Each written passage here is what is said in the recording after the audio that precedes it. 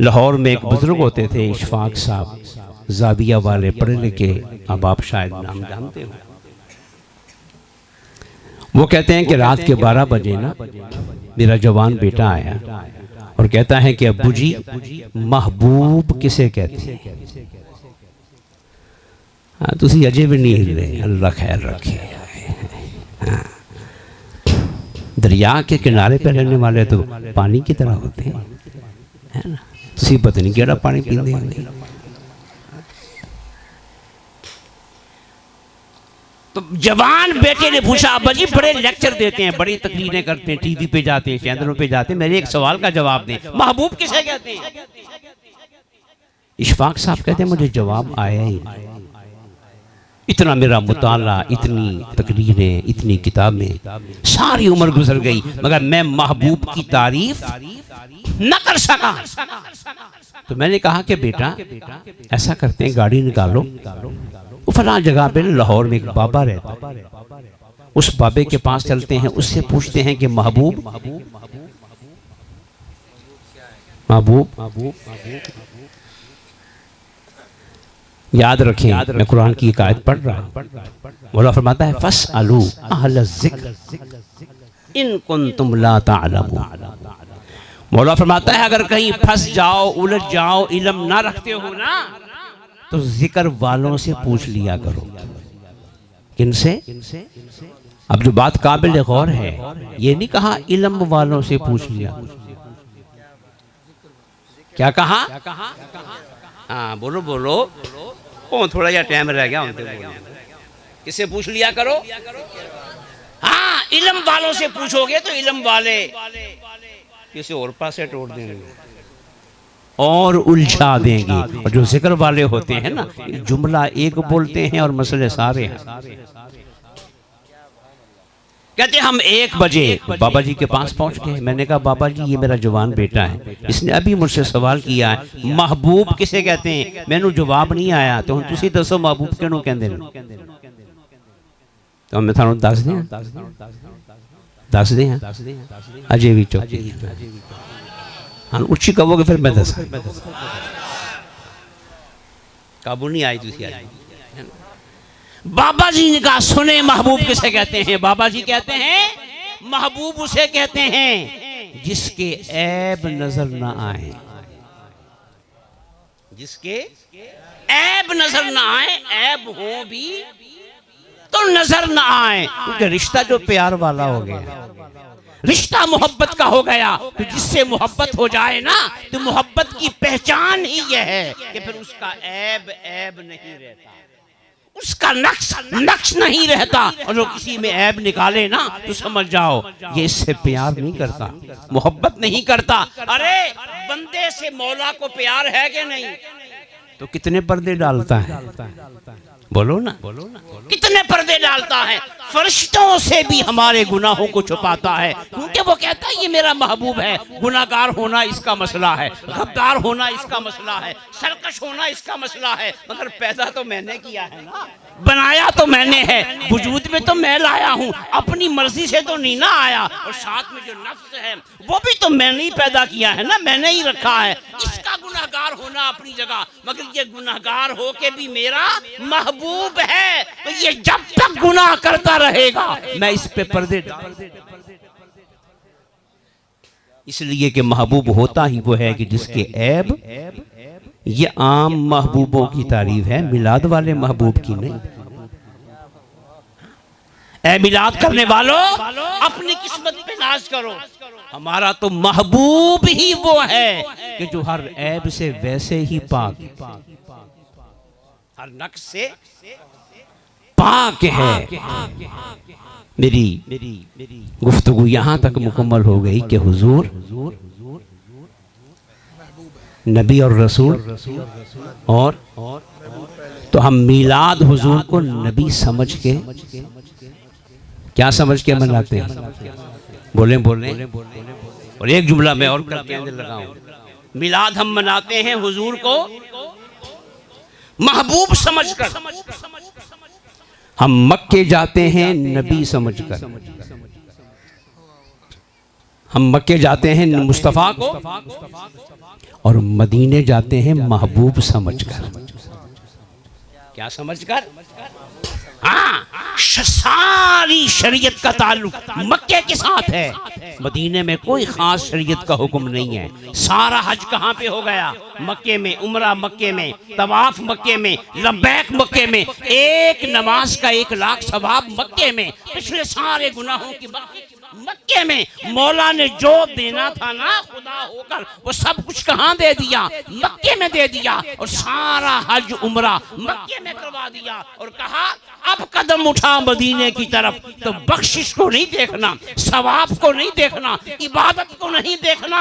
अरे मैं तो खुद अपनी इबादत में यार पे नारे तकबीर, नारे रिसालत, नारे रिसालत। मैंने तो जन्नतें यार पे लुटा दी हैं, तू मदीने आते हुए फिर सवाब को देख रहा है? नहीं नहीं, मैं ये सवाब कम कर रहा हूँ ना। वहाँ 1 लाख सवाब था, यहाँ 50,000 सवाब था। अरे मैंने सवाब नहीं कम किया, मैंने सवाब से तेरी तवज्जो को हटाया है कि सब तरफ से तवज्जो हटा ले और मेरे यार के सब्ज़ गुंबद को देखता चला जा, सुनहरी जालियों को देखता चला जा, मुस्तफ़ा को देखता चला जा, दुरूद पढ़ता चला जा और मदीने की तरफ सफर। तो हम मक्के जाते हैं हुजूर को बोले और मदीने जाते हैं। यहाँ मैं एक बात अर्ज करूंगा, जो मक्का है ना, मक्का ये मरकज़े इबादत है। क्या है? हज उम्रा में ही होता है। और जो मदीना है ये मरकज़े ईमान है, ये मरकज़े। हाँ, क्योंकि ईमान का जो मंबा है आमिना का लाल वो मक्के में नहीं है। वो मेरी उल्फत मदीने से यूं ही नहीं, मेरे आका का रोज़ा। तो मक्का जो है ये मरकज़ है। कोई मैं भी चुप हो जाना, पर ठीक है। मक्का जो है ये मरकज़ है, गल सानू याद हो जाएगी। और जो मदीना है ये मरकज़ है, गल ज़हन से बह गई। अब मुझे ये बताएं कि क़यामत के दिन जन्नत में जाने की शर्त इबादत है या ईमान है? बोले। किसी के पास इबादत नहीं भी होगी ना तो ईमान की वजह से किसी न किसी बहाने बख्शा जाएगा।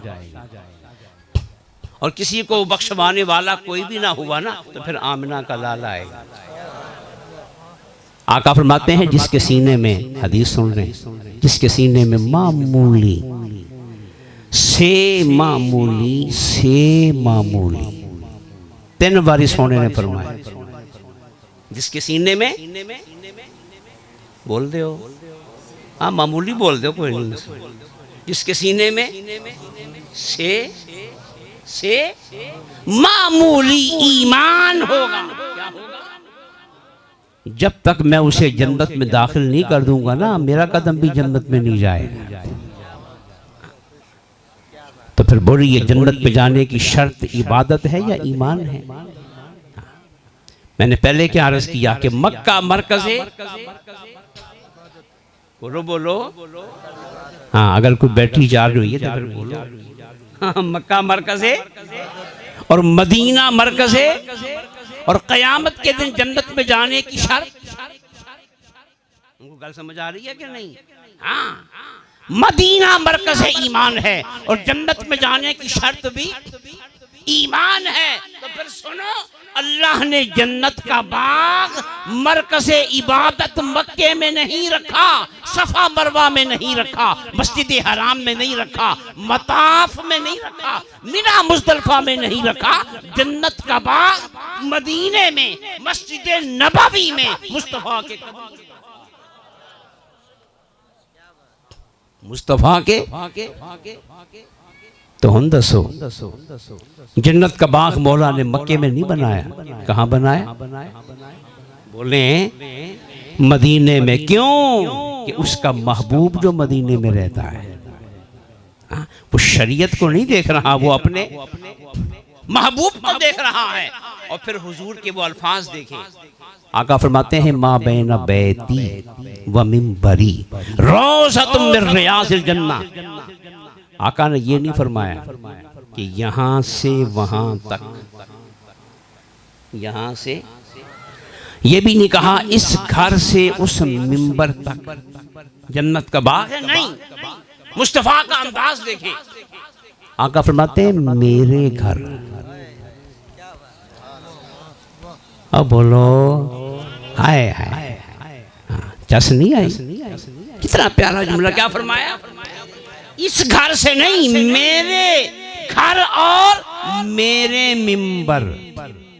हालांकि मिंबर किसी का जाती होता ही नहीं, मिंबर तो होता ही मस्जिद का है। चलो मिंबर कह देते, मेरे घर से लेकर मस्जिद के मिंबर तक नहीं, नहीं। हुजूर ने सारे मुखालते निकाल दिए और सारी गलत फहमियों से निकाल दिया। मुस्तफा ने कहा नहीं नहीं, किसी और पासे देखना ही नहीं। घर भी मेरा है, मिंबर भी मेरा है। जिस घर से जन्नत शुरू होती है ना, वो भी मेरा है, और जिस मिंबर पे जन्नत खत्म होती है वो भी मेरा है। इन दो मेरों के दरमियान जो मट्टी है ना, ये मट्टी नहीं है, ये जन्नत का बाग है। अगर घर भी हुजूर का, मिंबर भी, तो फिर जन्नत के दी। कुछ दे बोलो, और जन्नत किसकी होगी? मुस्तफा की है ना। तो याद रखें, उसके जन्नत होने की बुनियाद नमाजें नहीं है, सजदे। मस्जिद नबवी का उससे कोई ताल्लुक नहीं। वो जमीन का हिस्सा जन्नत का बाग बना है। तो खुदा की कसम, ये खैरात है, सजदों की नहीं, मुस्तफा के कदमों। कैसे? हुजूर घर से निकलते, मिंबर पे आते, कदम रखते, मिंबर से उतरते, घर आते, कदम रखते रखते। बस उस मिट्टी का शर्फ यह है कि उसने हजारों बार मुस्तफा। तो फिर मौला ने कहा सोनिया, जो मिट्टी तेरे कदमों को चूमेगी ना, फिर वो मिट्टी नहीं रहेगी, वो जन्नत का बाग बन जाएगी। तो यारो, मिट्टी मुस्तफा के कदमों को चूमे तो जन्नत का बाग बन जाए, जिसका सीना मदीना बन जाए, जो हर बार नाम सुन के अंगूठे चूम रहा हो। क्यों भाई?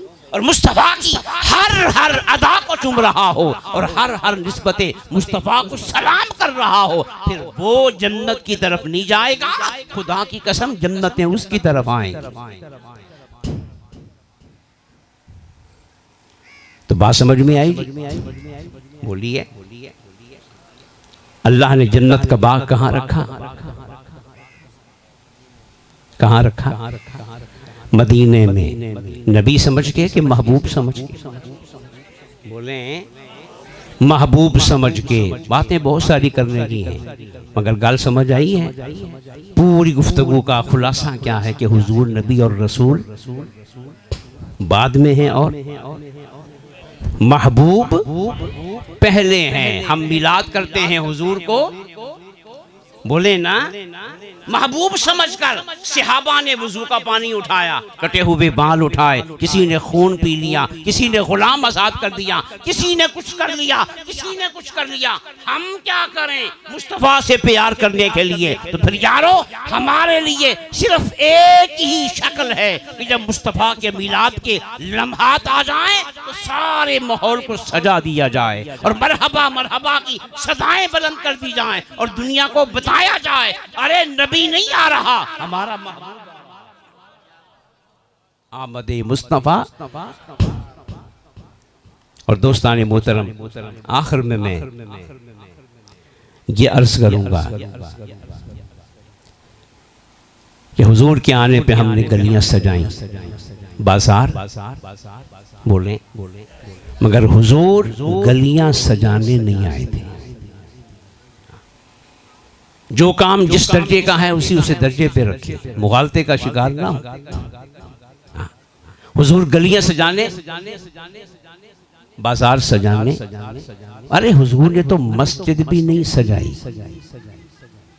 पूछ रहे उलमा, हुजूर ने मस्जिद नबवी में कालीन नहीं बिछवाए, कोई रोशनियों का एहतिमाम, कोई रंगो रोगन, कोई खूबसूरती का पहलू मस्जिद नबवी में सुन्नत रसूल है बिल्कुल सादा।